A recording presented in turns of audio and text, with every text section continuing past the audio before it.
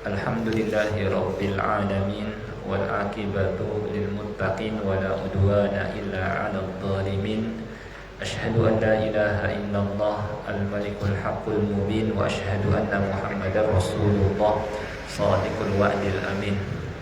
Allahumma shalli wa sallim ala nabiyyina Muhammad wa ala alihi wa sahbihi ajmain. Amma ba'd. Pertama-tama kita panjatkan puja dan puji syukur kehadirat Allah Subhanahu wa taala yang tidak henti-hentinya melimpahkan kepada kita semua nikmat-nikmatnya, terutama adalah nikmat Islam, juga nikmat taufik. Salawat dan salam tidak lupa kita sampaikan kepada Nabi kita Nabi Muhammad sallallahu alaihi wasallam, kepada keluarganya, para sahabatnya, dan orang-orang yang mengikutinya hingga hari kiamat. Seperti biasa pada malam Sabtu, hari Jumat ba'da maghrib, kita mempelajari tafsir Al-Quran. Dan sekarang kita masih surah Al-Baqarah dan memasuki ayat ke-30 ya. Kita baca dulu ayatnya, bisa nanti diikuti. A'udzu billahi minasyaitonir rajim.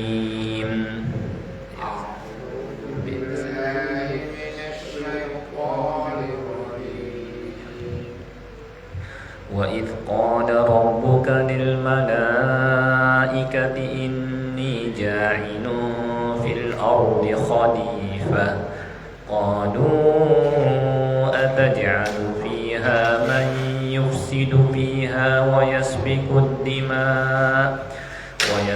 الدِّمَاءَ وَنَحْنُ نُسَبِّحُ بِحَمْدِكَ وَنُقَدِّسُ لَكَ قَالَ إِنِّي أعلم ما لا تعلمون. Ya. وَإِذْ قَالَ الْمَلَائِكَةُ إِنِّي جَاعِلٌ فِي الْأَرْضِ خَلِيفَةً قَالُوا أَتَجْعَلُ فِيهَا مَن يُفْسِدُ فِيهَا وَيَسْفِكُ الدِّمَاءَ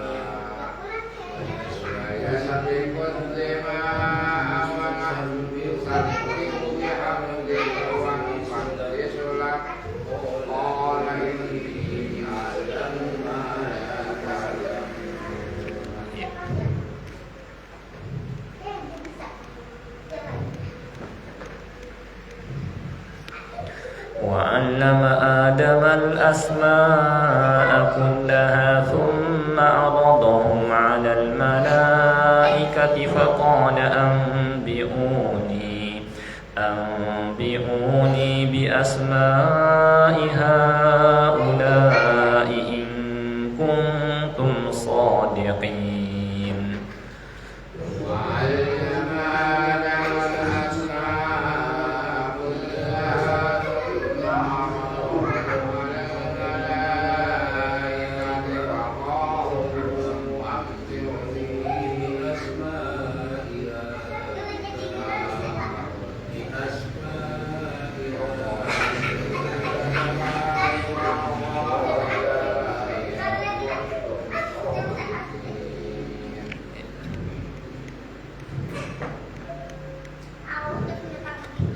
قالوا سبحانك لا علم لنا إلا ما علمتنا إنك أنت العليم الحكيم.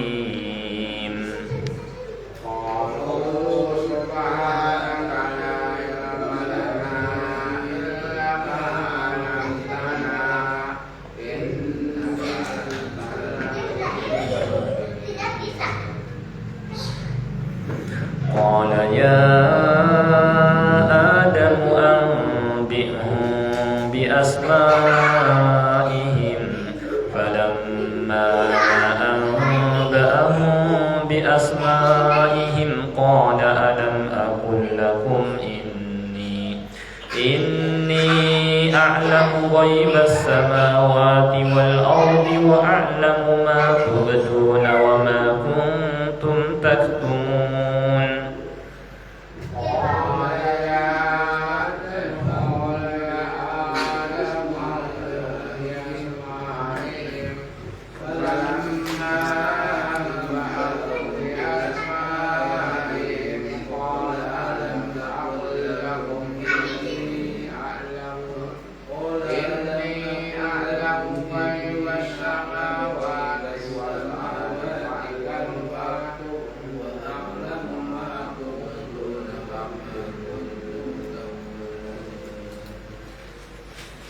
Ya, baik.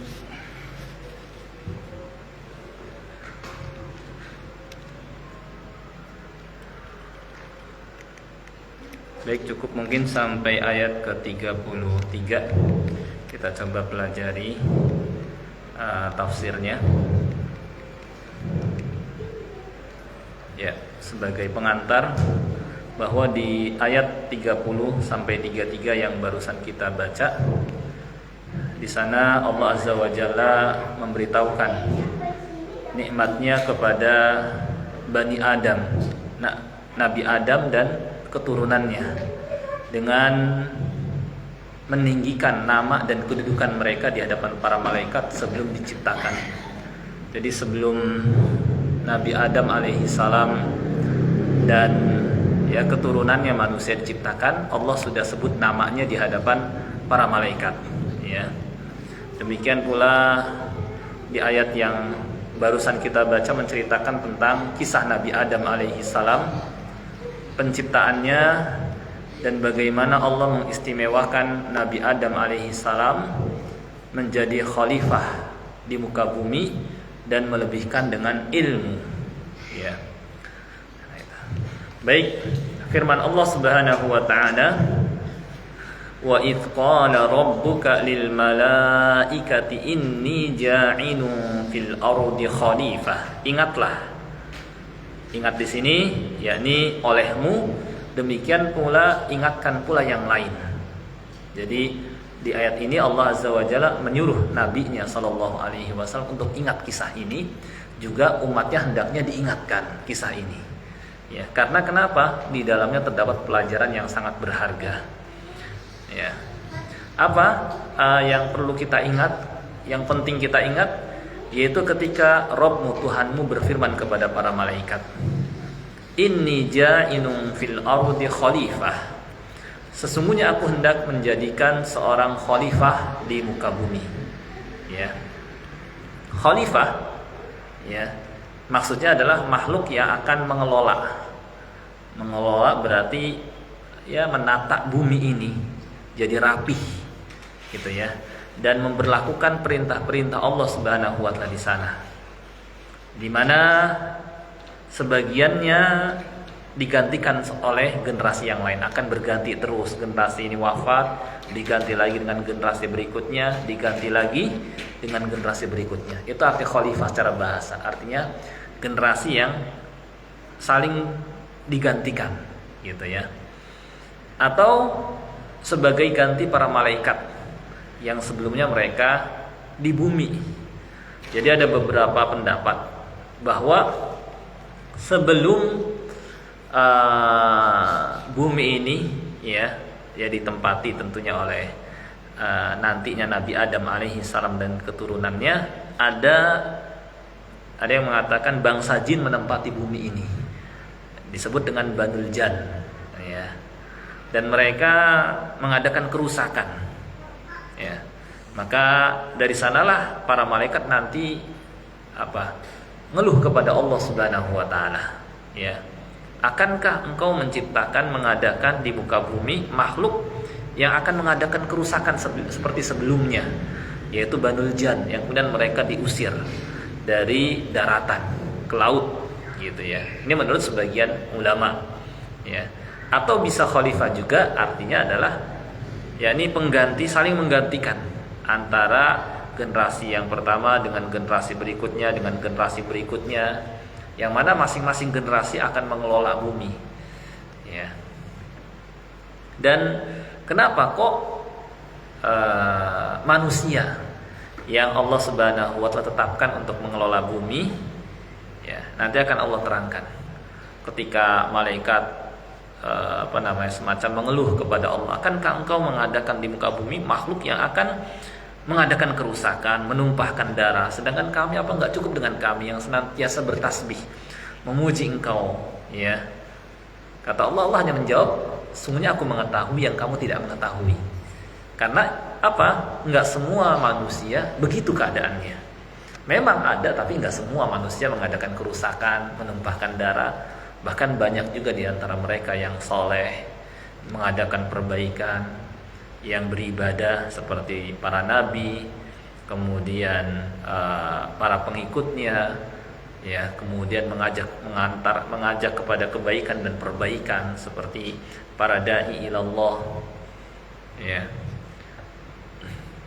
Dan lagi, ya, manusia Allah lebihkan dengan ilmu, ya, Allah lebihkan dengan ilmu sehingga meskipun fisik manusia lemahlah dibanding jin, dibanding malaikat, kita kalah kuat dengan jin secara fisik, ya. Mereka lebih kuat, lebih perkasa. Bagaimana nggak berkasa coba? Jin ifrit saja bisa ngangkat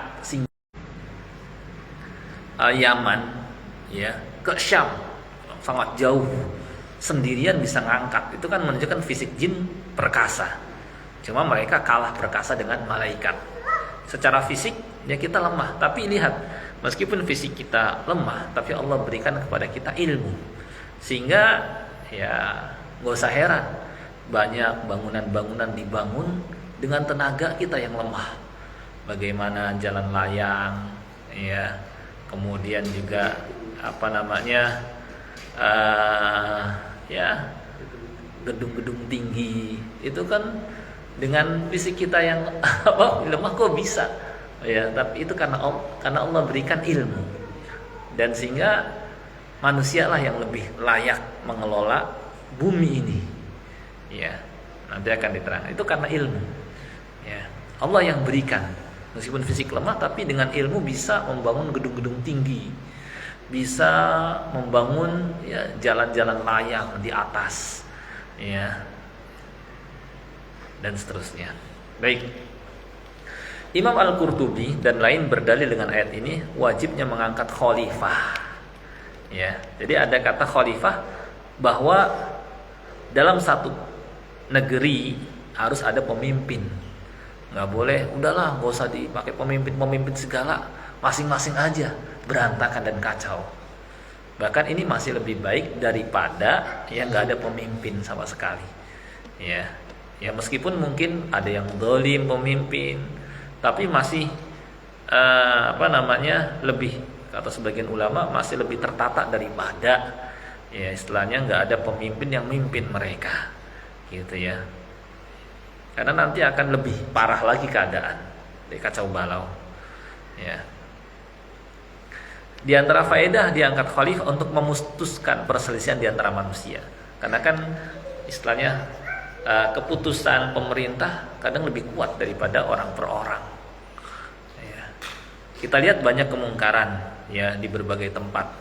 Kalau kita nggak pakai kekuatan pemerintah, ya, hanya mengandalkan mungkin, ya, orang per orang, segelintir orang, nggak kuat, nggak bisa nutup perjudian, nggak bisa nutup pabrik minuman keras. Tapi kalau sudah pemerintah yang dia lebih kuat karena punya pasukan, nah itu, nah ini pentingnya, gitu, ya, adanya pemimpin yang nanti ada tugasnya beramar ma'ruf dan bernahi mungkar. Di antara tugasnya untuk memutuskan perselisihan ketika terjadi pergolakan di satu daerah, misalnya terjadi perang antar suku, maka pemerintah turun tangan, mengirimkan pasukan dilerai, gitu, ya. Juga menyelesaikan persengketaan, membela orang yang teraniaya, karena punya kekuatan pemerintah. Menegakkan hukum Islam, nggak bisa orang per orang, ya kan? Nanti dianggapnya main hakim sendiri, gitu. Kemudian mencegah terjadinya perbuatan keji, nahi mungkar, ya. Saya tambahkan, ya. Dan melakukan perkara-perkara penting lainnya yang tidak mungkin dapat ditegakkan kecuali oleh imam. Sedangkan suatu kewajiban yang tidak sempurna kecuali dengannya, maka penyempurna itu menjadi wajib. Dari sini kita ketahui wajibnya ada pemimpin, meskipun terbaik, cara pemilihan terbaik itu ada caranya. Ya, kalau kita kan caranya demokrasi, pemilu. Jadi kalau Islam nggak dengan cara seperti itu caranya. Cuma ya kalau sudah terjadi dengan cara seperti, ya sudah, kita terima karena mungkin negeri kita asasnya demokrasi, gitu. Tapi ya harus siap terjadi ya kayak sekarang kecurangan, gitu, ya. Karena Kalau dengan cara pemilihan tersuara terbanyak tergantung yang banyak, sama tergantung juga terkadang yang bayar gitu ya. Kalau yang banyaknya nggak bener maka harus ngikut. Kalau ternyata orang-orang seneng gampang diarahkan dengan uang, ikut kayak gitu ya. Nah inilah kalau dalam Islam cara memilih pemimpin ada beberapa cara. Pertama berdasarkan nas, dalil. Ya seperti pengangkatan Abu Bakar As-Siddiq. Itu pernyataan Rasulullah SAW sendiri yang secara lisan dan tindakan. Gitu. Beliau mengutamakan Abu Bakar. Kemudian ditunjuk oleh khalifah sebelumnya. Seperti pengangkatan Umar bin Khattab. Yang ketiga dengan musyawarah ahlul halli wal aqd. Ya, dengan cara musyawarah orang berilmu dan orang-orang cendekiawan berpengalaman ya yang matang pikirannya kemudian menunjuk seperti pengangkatan Khalifah Utsman bin Affan. Ahli ilmu yang ngangkat gitu, bukan masyarakat awam gitu umumnya yang nggak ngerti agama, yang kurang pendidikannya. Kalau kayak gini mah tergantung banyaknya aja gitu ya. Nah ini yang sebenarnya lebih diutamakan ya, lebih maksudnya didahulukan seperti itu. Tapi ya negeri kita ya udah ngikutin demokrasi, suara terbanyak, suara rakyat ya. Sedangkan kata Allah wa in tuti aktsara man fil ardi, engkau menaati kebanyakan yudilluka an sabilillah, itu dapat menyesatkan engkau dari jalan Allah. Sedangkan kebanyakan orang, dan kalau kebanyakan yang dipakai terkadang hukum jadi berubah. Contoh di satu negara pernah ada pelarangan mengkonsumsi minuman keras, tapi karena rakyatnya banyak yang menolak, akhirnya diangkatlah ketetapan itu. Nah seperti itu ya. Nah kalau memang sudah terjadi istilahnya dengan model seperti ya, kita kalau bisa meminimalisir dengan cara kita memilih yang terbaik di antaranya gitu ya, yang terbaik di antaranya untuk kita pilih. Kalau sudah terjadi ya mau gimana gitu ya, kita daripada berantakan nggak ada pemimpin ya sudahlah terima aja mau gimana lagi gitu ya. Nah itu kaidahnya seperti itu, karena dengan cara penggulingan saja masih diterima, apalagi kalau dengan cara pemilu bisa lebih diterima lagi daripada nggak ada pemimpin. Itu kaidahnya seperti itu ya. Cuma kita bisa doakan semoga Allah berikan hidayah ya. Nah itu baik. Ayat ini juga menunjukkan bahwa hukmul hakim yarfa'ul khilaf. Ketetapan hakim atau pemerintah dapat menyelesaikan masalah. Ketika berselisih ya sudah, pemerintah menuntut putusan begini ya sudah jadi ketetapan ya.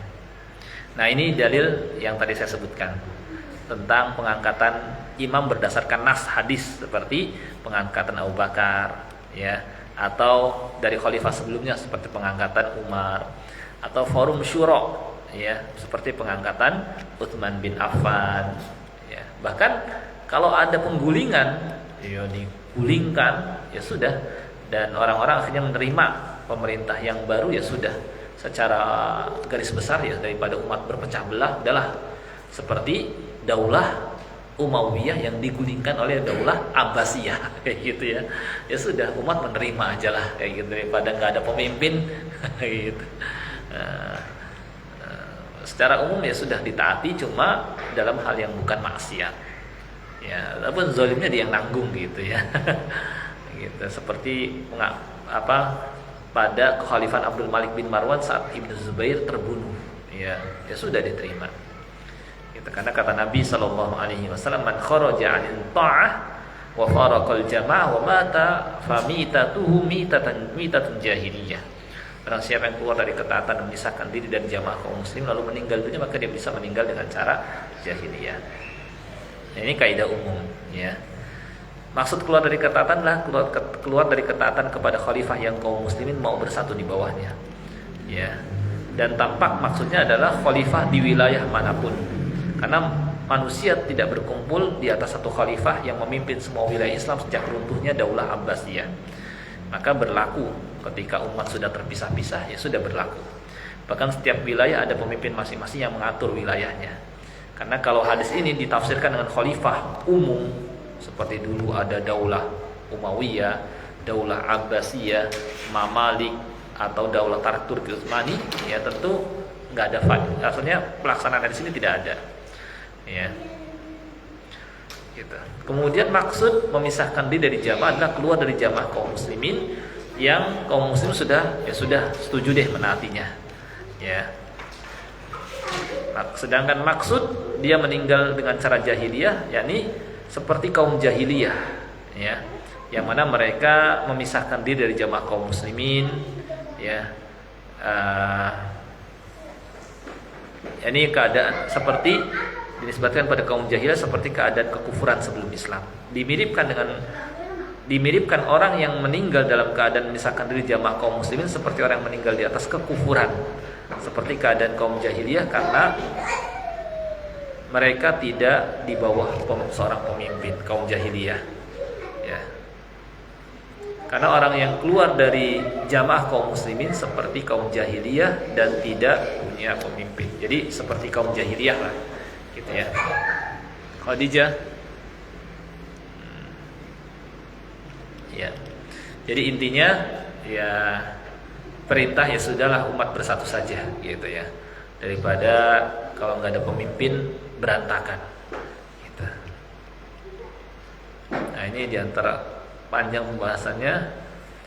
Namun dalam hadis tersebut terdapat dalil bahwa apabila ada seorang yang keluar dari jamaah kaum muslim namun tidak melawan, tidak memberontak dan tidak memerangi mereka, maka tidak boleh diperangi untuk memaksanya masuk ke dalam jamaah kaum muslimin dan untuk tunduk kepada pemimpin. Bahkan dibiarkan, ya. Kalau misalnya nggak mau taat, ya nggak, saya karena pemimpin saya nggak benar, ya sudah, terserah masing-masing, gitu. Ya itu kaidah seperti itu. Bahkan kita membiarkannya, karena Nabi SAW tidak memerintahkan untuk memerangi, bahkan hanya mengabarkan tentang keadaannya bisa mati mengikuti cara jahiliyah dan tidak membuat orang itu keluar dari Islam, ya. Hal ini sebagaimana pernyataan Ali radhiyallahu anhu kepada kaum Khawarij, silakan kalian berada di mana saja yang kalian inginkan, dan perjanjian antara kami dengan kalian adalah kalian tidak boleh menumpahkan darah, tidak boleh menghalangi jalan manusia, tidak boleh menzolimi seorang pun. Tapi kalau kalian melakukan itu semua, aku akan perangi kalian. Jadi kalau misalnya di antara umat saya nggak mau, pemimpin saya nggak benar, udahlah saya akan pisahkan diri, gitu. Pisahkan diri, ya sudah, terserah dia sama dia misalnya. Nah tapi kalau dia malah mau adakan pemberontakan, mau nyerang sebagian manusia, nah ketika itulah pemerintah boleh turun tangan. Itu kaidahnya seperti itu.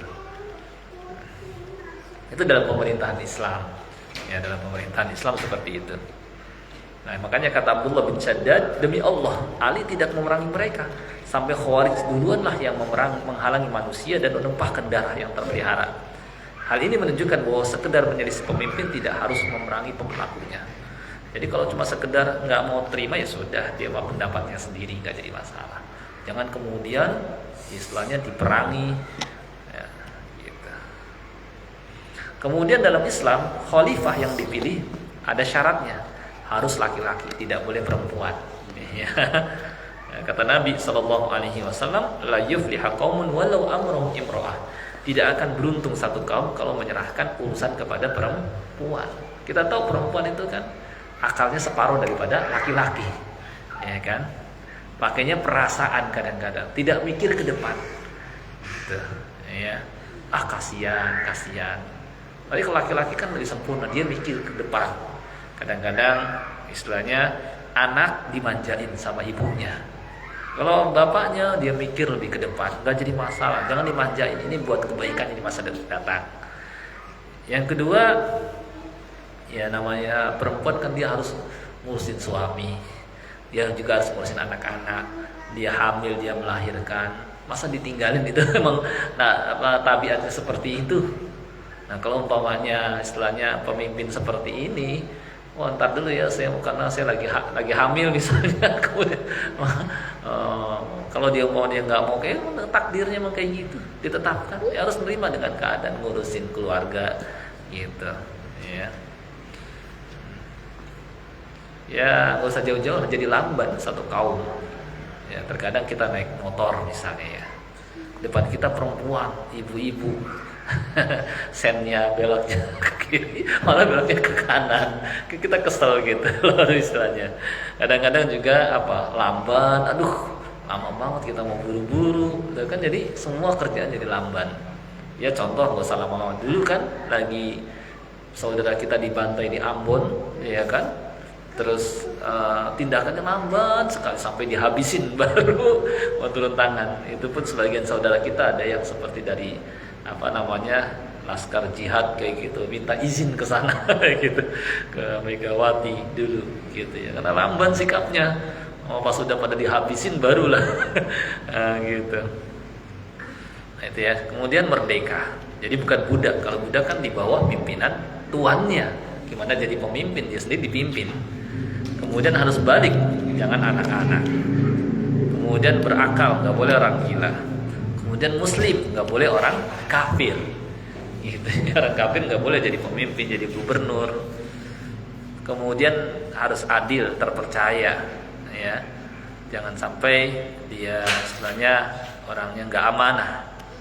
Kemudian seorang mujtahid, maksudnya dia bisa menggali hukum dari syariat. Ya kayak Umar bin Abdul Aziz. Jadi emang berilmu, ngerti agama juga gitu hendaknya. Dapat melihat, jangan sampai buta. Kalau sampai buta matanya, nggak tahu kondisi, cuma dapat infonya katanya gimana. Kemudian selamat anggota badannya dari cacat, jangan sampai pincang. Kalau pincang gimana mau bertindak? Ahli dalam peperangan, ya, dia bisa ngatur siasat perang sehingga bisa menjaga pertahanan. Ya, dia sebelum melangkah mikirin dulu pertahanan dalam negeri, kira-kira aman nggak kalau misalnya dia menyerang, gitu. Kemudian dia memiliki ide-ide cemerlang, ya, jadi punya gagasan-gagasan luar biasa.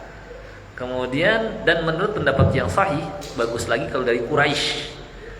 Dan tidak harus disyaratkan harus orang dari Bani Hashim. Cuma kalau lebih utama idealnya. Cuma kalau bukan dari Quraisy tidak jadi masalah. Demikian juga tidak disyaratkan harus bersih dari kesalahan, karena nggak ada manusia yang maksum. Gitu. Tidak seperti pendapatnya orang-orang Syiah yang harus bersih dari kesalahan, padahal pemimpin mereka juga banyak macam-macam gitu. Nah, ini kaidahnya. Pertanyaan, jika imam melakukan kefasikan, apakah harus dipecat atau tidak? Melakukan pelanggaran gitu ya. Menurut pendapat yang sahih, ya, dia masih boleh tetap tidak dipecat, ya, kecuali kalau sampai melakukan pelanggaran yang besar. Berdasarkan hadis ini, dari Ubadah bin Samit, ia berkata, "Da'ana Nabiyyu sallallahu alaihi wasallam fabayanahu." Nabi SAW pernah manggil kami, lalu kami baiat beliau. Ubadah melanjutkan, di antara janji yang beliau ambil dari kami adalah agar kami membaiat beliau untuk senantiasa mendengar dan taat, saat giat maupun malas, saat semangat maupun malas, dan saat sulit maupun lapang, dan mengutamakan di atas kami, serta agar tidak mencabut urusan dari ahlinya. Maksudnya adalah kekuasaan, kecuali jika melihat kekafiran yang nyata dan pada kalian punya alasan yang jelas dari sisi Allah. Jadi tidak mencabut perkara, maksud urusan itu adalah mencabut kepemimpinan dari orang yang memilikinya, melakukan pemberontakan kalau karena mungkin melakukan kezaliman sampai dia betul-betul melakukan kekafiran. Misalnya ninggalin sholat, kekufuran itu ya, itu bisa dipecat kalau memang punya kekuasaan. Gitu ya. Berdasarkan hadis ini, ya saya kecilin, bahwa memberontak hukum asalnya adalah tidak boleh kecuali pertama jika melihat kekafiran yang nyata pada pemimpin, ya, pemimpin ninggalin sholat, pemimpin sujud kepada selain Allah, ya, gitu, dan punya dalil yang jelas dari Al-Quran atau hadis, dan dapat mengganti pemimpin tanpa menimbulkan mafsadat yang lebih besar. Tidak sampai tumpah darah, diperangi rakyat, dihabisi. Nah, jangan. Mendingan diam dulu supaya tidak, karena kalau mau melawan, karena mereka punya kekuasaan, punya tank, punya senjata, dihabisin rakyat. Kasihan. Mendingan udahlah, daripada darah kaum muslimin ditumpahkan, kita cari istilahnya yang lebih kecil madaratnya aja. Sementara lah nggak apa-apa, sambil doain semoga Allah berikan hidayah. Karena daripada maksa akhirnya banyak darah yang ditumpahkan, gitu umat jadi istilahnya, padahal kan nyawa itu sangat berharga di sisi Allah. Nah, oleh karena itu jika malah menimbulkan mafsadat yang lebih besar, maka tidak boleh memberontak dan sabar dulu. Itu kaidahnya. Selanjutnya, bolehkah imam memecat dirinya sendiri? Gitu. Saya udah nggak layak ini jadi imam, akhirnya dia ngundurkan diri. Gitu. Nah, dalam hal ini ada khilaf di kalangan ulama. Tetapi yang rajih itu masih boleh kalau emang dia kayak misalnya Al Hasan bin Ali. Dulu kan setelah Ali bin Abi Thalib gugur syahid, ya, dibunuh, ya, maka pemerintahan kaum muslimin dipegang oleh Al Hasan bin Ali. Cuma nggak lama, cuma 6 bulan. 6 bulan karena beliau merasa para pendukungnya kurang memberikan dukungan, bantuan, lemah, ya. Dan beliau juga istilahnya berat memikulnya kalau sendiri. Orang-orang yang di belakang beliau kurang bantu gitu. Akhirnya beliau serahkan kepada Muawiyah bin Abi Sufyan. Ketika itu maka mulailah pergantian dari khilafah Rasyidah atau khulafah Rasyidin berubah menjadi Daulah Umayyah, ya.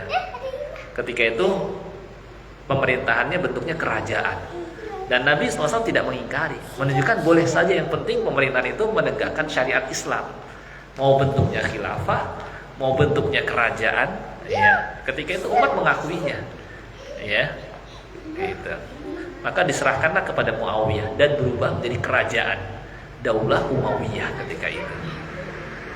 Nah, menurut jumhur ulama juga bahwa tidak boleh mengangkat 2 imam dalam satu wilayah atau lebih, gitu ya.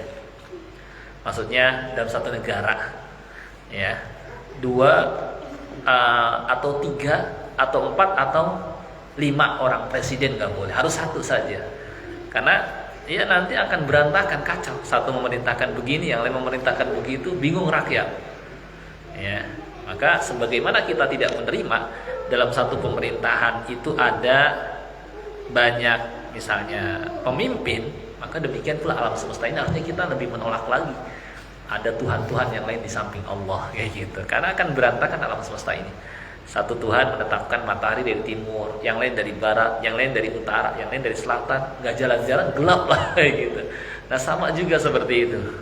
Ya, makanya kata Nabi SAW, man atakum wa amrukum jami ala rajulin wahid, jika datang kepadamu seorang yang hendak mematahkan tongkatmu, persatuanmu, ya, yuridu ayyashqa asakum aw yufarriqa jama'atakum, dan memperpecah belah persatuan kalian, faqtuluh, maka bunuhlah dia. Daripada umat berantakan, mendingan satu dikorbankan. Itu kaidahnya seperti itu kata Nabi SAW. Itu. Namun Imamul Haramain, ya, menceritakan dari Ustaz Abu Ishaq bahwa ia membolehkan mengangkat 2 imam atau lebih jika berjauhan wilayahnya.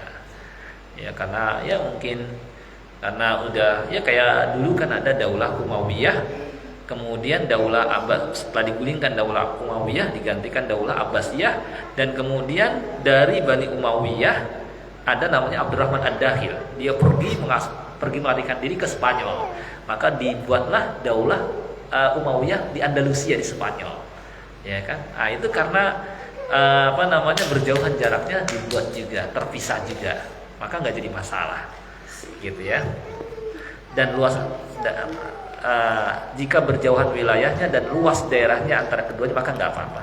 Tetapi Imamul Haramain agak ragu-ragu. Cuma yang rajih nggak jadi masalah kalau emang sudah terpisah. Dulunya kan mau ditaklukkan Daulah Umayyah oleh Daulah Abbasiyah yang di Spanyol itu, tapi nggak berhasil. Ya, dan akhirnya berdirilah Daulah Umayyah di Spanyol, yang dikenal dengan Andalusia selama berabad-abad lamanya. Ya. Nah, padahal tetap ada Daulah Abbasiyah. Tadinya mau dikejar-kejar kan Abdurrahman Ad-Dakhil sama Daulah Abbasiyah karena dia dari kalangan Umayyah. Ya. Tapi akhirnya ya sudah terus berjalan dan akhirnya Daulah Abbasiyah semakin melemah dan berpecahlah negeri-negeri Islam, mengasingkan diri, memisahkan diri, akhirnya terpisah-pisah dan menjadi kecillah Daulah Abbasiyah ketika itu. Dan umat masih ya sudah masing-masing negeri punya pemimpinnya masing-masing dan diakui. Nah, seperti itu. Nah, itu gambarannya. Mungkin kita satu ayat aja, kita agak luas di sini. Kemudian mereka berkata, nah ini malaikat, apakah engkau hendak menjadikan orang yang merusak? Nah, karena kenapa kau tahu? Seakan-akan karena sebelum manusia ada yang mengatakan Banul Jan yang menempati bumi ini, yang mereka mengadakan kerusakan, sehingga ntar kayak Banul Jan lagi yang rusak kayak gitu ya. Nah, kan nanti Allah katakan, aku mengetahui yang kamu tidak mengetahui. Enggak semuanya seperti itu. Nah, kita lihat di sini, ini dengan berbuat maksiat. Kecepatan di sini ya. Dan menumpahkan darah di sana. Ya, ini perkiraan malaikat. Nah, di sini menurut Ibnu Katsir, tampaknya mereka mengetahui hal itu melihat ada yang mengatakan karena pengetahuan khusus mereka atau berdasarkan yang mereka pahami dari tabiat manusia. Ya, di mana manusia diciptakan dari tanah liat kering, dari lumpur yang hitam yang diberi bentuk. Ya. Jadi ini kayaknya punya tabiat kayak begini nih, rusak gitu ya. Jadi kadang-kadang dari zat juga kelihatan sehingga malaikat udah melihat ini kayaknya bakal begini nih, gitu ya. Atau berdasarkan yang mereka paham dari kata khalifah yang saling menggantikan, berarti nanti akan dikalahkan. Ya.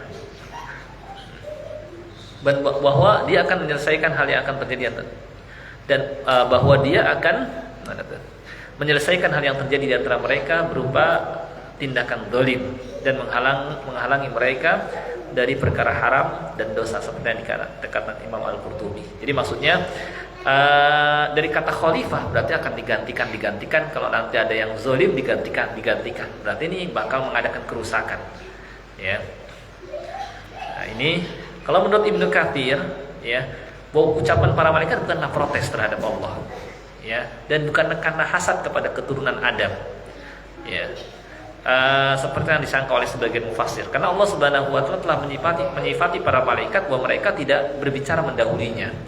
Jadi mereka tidak bertanya kepada sesuatu yang tidak dia izinkan.